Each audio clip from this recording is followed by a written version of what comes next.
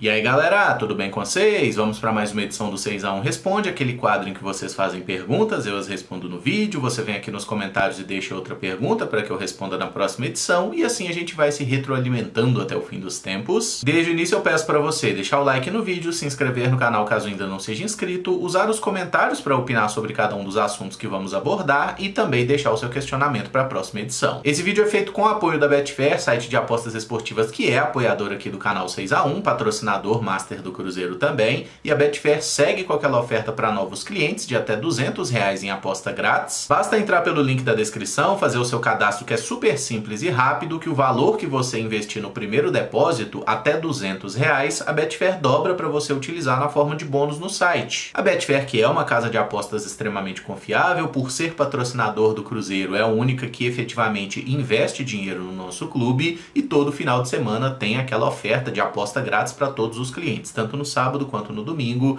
Já resgatei meus R$2 de sábado, R$2 de domingo. Tem gente que recebe um valor diferente, mas todos os clientes ativos da Betfair recebem essa oferta, né, este mimo, para que você possa fazer suas apostas esportivas todo final de semana. O que eu sempre lembro, galera, apostar com responsabilidade para você se divertir. Começa com a pergunta do Joshua Emiad, acho que é isso. Emerson, considerando a qualidade do elenco do León e o nível de competitividade do campeonato mexicano, o Larcamón encontra no Cruzeiro condições melhores para desenvolver um bom trabalho? Quero dizer, dentro do nível de competitividade do Brasileirão, o nosso elenco tem qualidade, né, para ser proporcionalmente mais competitivo? Joshua, obrigado pela pergunta. O que eu entendi desse questionamento é o seguinte: se o nível de orçamento que o Cruzeiro tem aqui nessa temporada 2024 é similar, é maior, é inferior ao que o Larcamón trabalhou no León, né, que foi o último clube onde ele esteve e inclusive ganharam a Conca Champions. Eu acho, cara, que tem uma certa similaridade no seguinte sentido: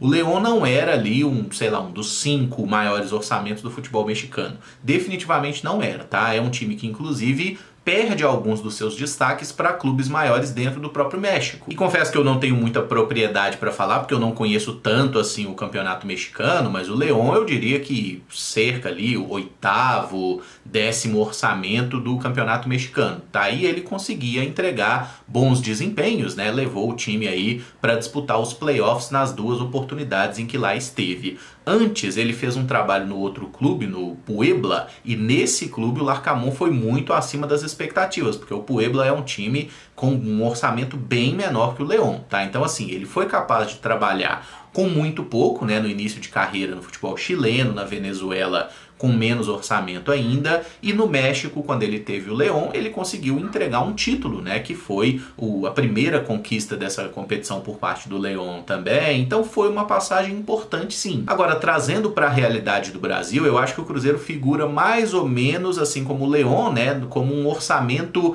intermediário aí. No caso do Cruzeiro, até o Pedro Martins falou que seria o 14º, né, que é metade de baixo aí dessa tabela de orçamentos, digamos assim, de condição de competitividade. Então eu acredito que o Cruzeiro tem uma situação mais ou menos parecida com a do León, de ser metade para baixo. E por que eu falo metade de baixo? Porque lá no México o campeonato é disputado por 18 times, né? São 17 rodadas ali e depois o playoff, tá? Então são 18 clubes. Se você tem o 9º, 10º orçamento, você tá da metade de baixo, né? Do meio para baixo da tabela de orçamentos, digamos assim. E acho que o Cruzeiro está numa situação parecida.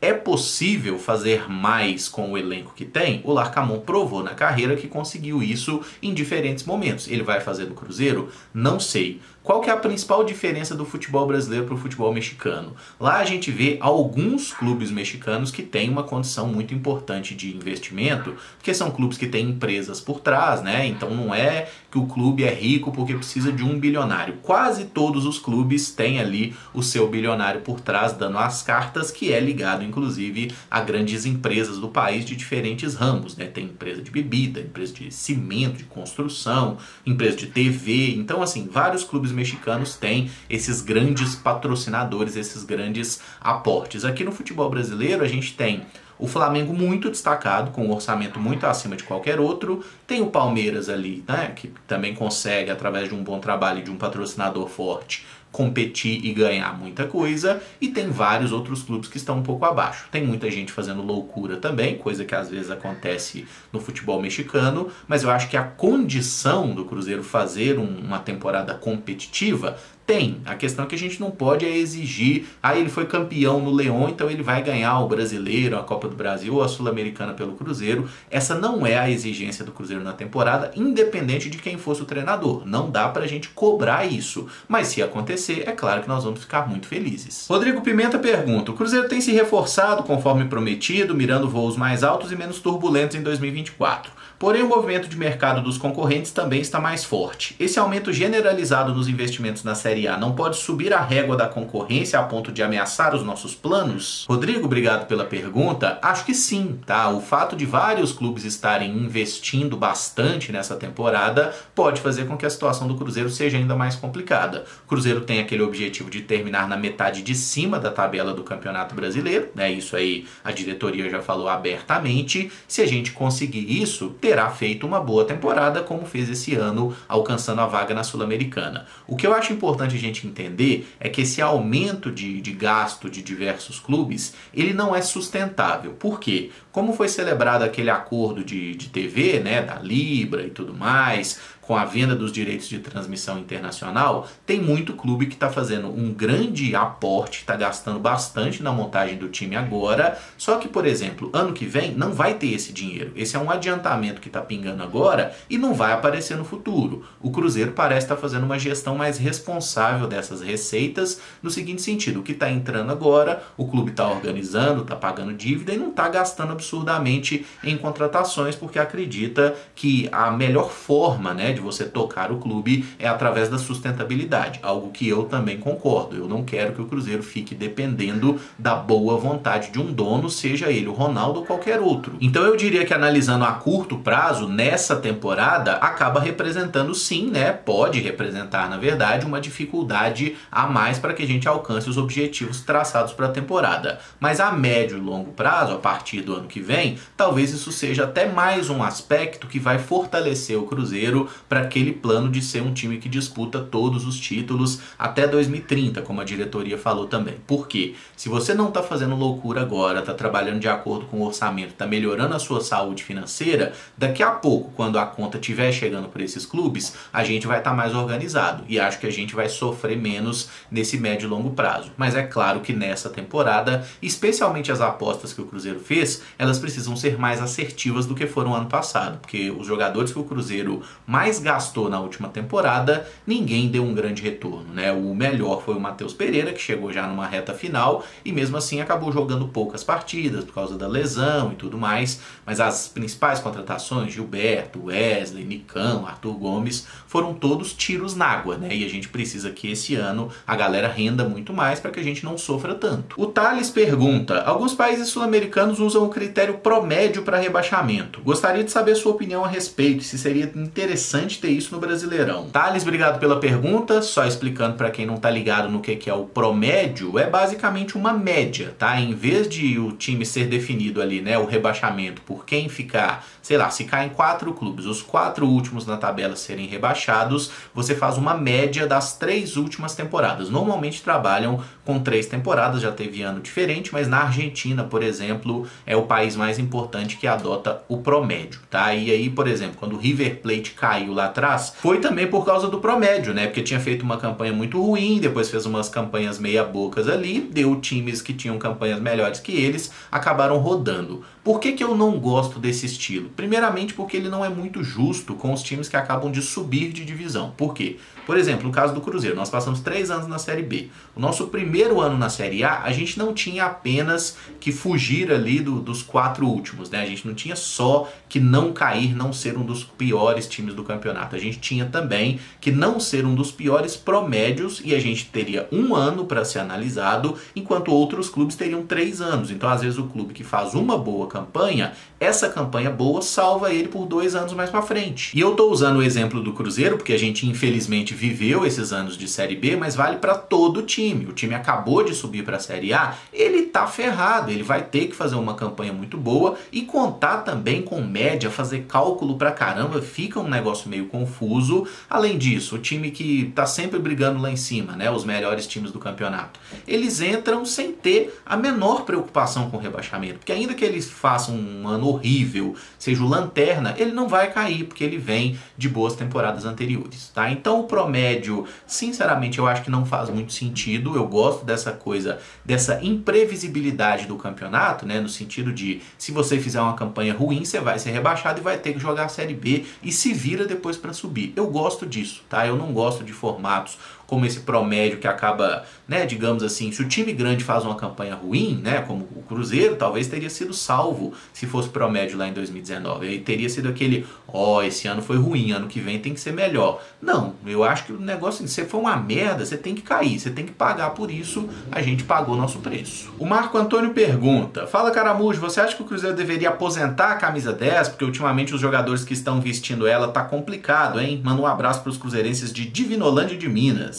Marco, obrigado pela pergunta, abraço aí para todos os cruzeirenses de Divinolândia de Minas, tamo junto. Cara, eu sou totalmente contra essa ideia de aposentar números do Cruzeiro, tá? A camisa 10, por exemplo, se não aposentou a camisa 10 depois que o Dirceu Lopes jogou, não tem que aposentar ela por ninguém. A mesma coisa a 8 do Tostão lá, não aposentou, tem que valer para todo mundo. Depois tivemos Alex, tivemos grandes ídolos vestindo as camisas. O que eu defendi, especialmente quando a gente estava jogando a Série B, com aquele monte de elenco ruim, é que o Cruzeiro desse uma descansadinha na 10, né? Tipo, deixa ela vaga aí, sabe? Se porventura a gente contratar algum jogador bom, tudo bem. Mas acabou que Giovanni Piccolomo usou a camisa 10, o Sobis, que usou a 10, foi muito mal. Na verdade, o último camisa 10 bom que o Cruzeiro teve foi o Arrascaeta, né? O Thiago Neves foi aquele desastre absoluto, depois teve Rodriguinho, teve muita gente que vestiu a camisa 10 do Cruzeiro e ninguém foi grande coisa. O mais recente, o Nicão. Para essa temporada 2024 agora, tô gravando esse vídeo no momento que ainda não saiu a numeração fixa do Cruzeiro para a temporada, eu acho que o 10 do Cruzeiro deveria ser o Matheus Pereira, tá? Se o Matheus Pereira não quiser usar a 10, preferir outro número, sei lá, aí eu preferia que ele ficasse vago, porque eu acho que o único jogador que tem qualidade, lastro, né, assim, para ser o 10 do Cruzeiro hoje é o Matheus Pereira, tá? Do resto do elenco eu não acho que ninguém merece essa honraria. Então, por mim, não tem que aposentar os números, mas quando você não tem, né, um meia de muita qualidade, assim, deixa vago, sabe? É melhor do que ficar entregando para qualquer um, né? A gente já viu, por exemplo,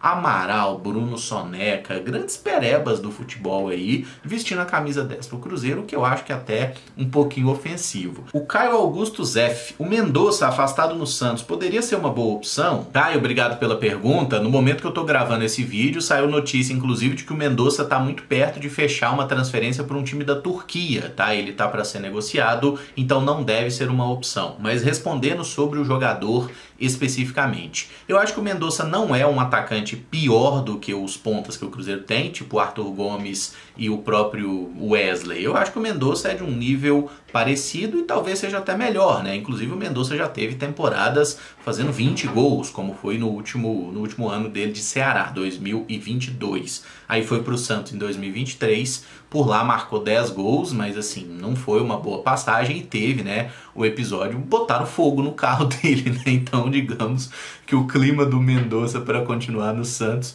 não estava dos melhores. É um jogador que tem suas limitações técnicas, é um jogador que corre muito, não à toa o apelido dele é Speed, né? Ele tem velocidade, mas às vezes ele corre muito e pensa menos, né? Não acho que seja um jogador excepcional, que mudaria o patamar do time do Cruzeiro, mas acho que poderia ser uma peça útil de elenco. E como ele já está sendo vendido aí para o futebol turco, não é uma opção, não acho que o Cruzeiro deveria entrar nessa dividida não, até porque eu me apego às vezes a uns detalhes meio místicos, tipo o Mendonça é rebaixado com o Ceará num ano, é rebaixado com o Santos no outro, não traz esse homem pra cá não, né, porque 3 é sinal de forca e a gente não pode cair de jeito nenhum nunca mais. Ederson Júnior pergunta, lembro que existia uma regra, pelo menos antigamente, que limitava o número de estrangeiros atuando no mesmo tempo por um time no Brasil. Isso ainda existe? E se sim, como funciona? Ederson, obrigado pela pergunta. Existe sim a limitação de estrangeiros. Até 2022 eram 5 estrangeiros por clube, tá? E na última temporada foi feita uma alteração que pode ter até 7 jogadores estrangeiros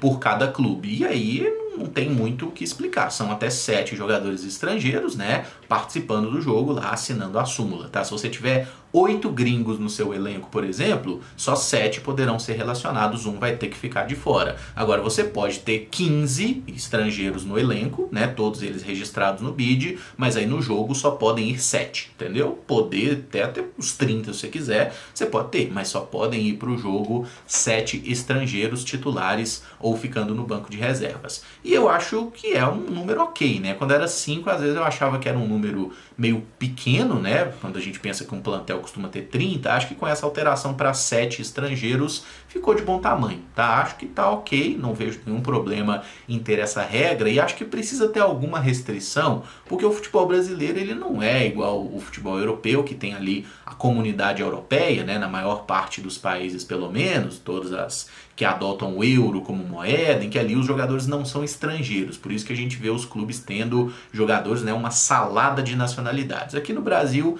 é diferente, eu acho que é importante ter um número, uma restrição sim. Acho que 7 por partida tá beleza, tá? 5 era um pouco, mas acho que 7 tá filé. O Caio Ferreira Pereira pergunta, já que a diretoria do Cruzeiro quer cada vez mais ganhar dinheiro, por que ela não foca em jogadores novos de times pequenos da América ou do Brasil que estão se destacando na base, que possam fazer alguma diferença no elenco e depois vende para a Europa, como é o caso do Red Bull Bragantino ou do Brighton da Inglaterra? Seria arriscado, mas se funcionar renderia uma boa grana. Caio, obrigado pela pergunta, legal você ter lembrado do Brighton aí, que é um case de sucesso, né? A captação que esse clube faz aí de forma geral, especialmente no futebol sul-americano, é maravilhosa, mas por que é que o Cruzeiro não consegue fazer uma captação tipo um Brighton ou tipo um Red Bull Bragantino? Porque esses jogadores jovens, ainda que não sejam de clubes tão importantes, eles são caros, são jogadores caros para a realidade do Cruzeiro. Por exemplo, Moisés Caicedo, Brighton comprou por 5 milhões de euros, vendeu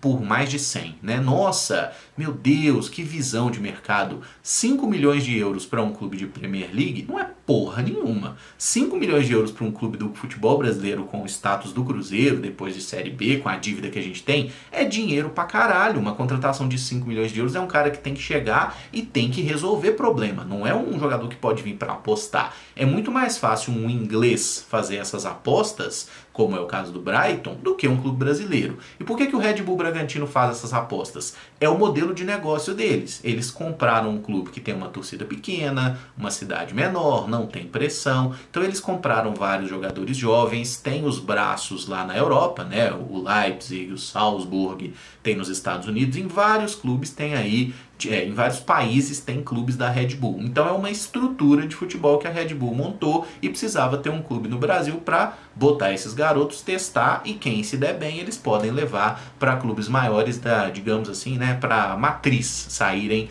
da filial, tá? Então são modelos de negócios totalmente diferentes. E você pega lá, o Bragantino comprou o Arthur lá do Palmeiras, comprou, se eu não me engano, por 7 ou 8 milhões de euros. É muita grana, é um dinheiro que um clube como o Cruzeiro não tem para sair fazendo aposta.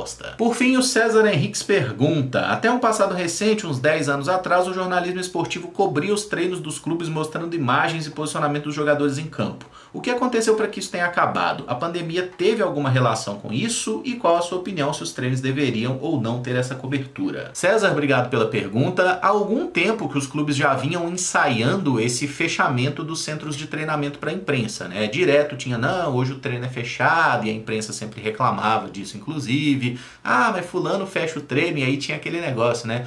Pô, o técnico fecha o treino a semana toda, o time entra pra jogar e não joga porra nenhuma. Fazer o que do CT, né? Tinha isso também. Quando rolou a questão da pandemia, né, a questão sanitária e tudo mais, aí os clubes se fecharam totalmente e desde então não reabriram, né? Não reabriram um pouco porque eles já tinham esse interesse também. Então aproveitou a situação da pandemia para não abrir os treinos de forma recorrente para a imprensa. De vez em quando o Cruzeiro abre, né, para uma sessão ou outra, a imprensa tá lá, mas particularmente, ainda que eu seja jornalista e esteja aqui talvez dando uma opinião contra a minha profissão, eu acho que o clube de futebol ele não tem que ser aberto para a imprensa todo dia mesmo, tá? Eu acho que tem que ter uma certa restrição. Às vezes você abre um treino por semana, por exemplo, eu acho que estaria de bom tamanho, sabe? Um treino por semana eu acho que tá ótimo. Agora, todo dia, igual era antigamente, eu acho que acaba virando um negócio meio banal. As pessoas ficam ali, né, sapeando, conversando fiado ali, acompanhando o treinamento.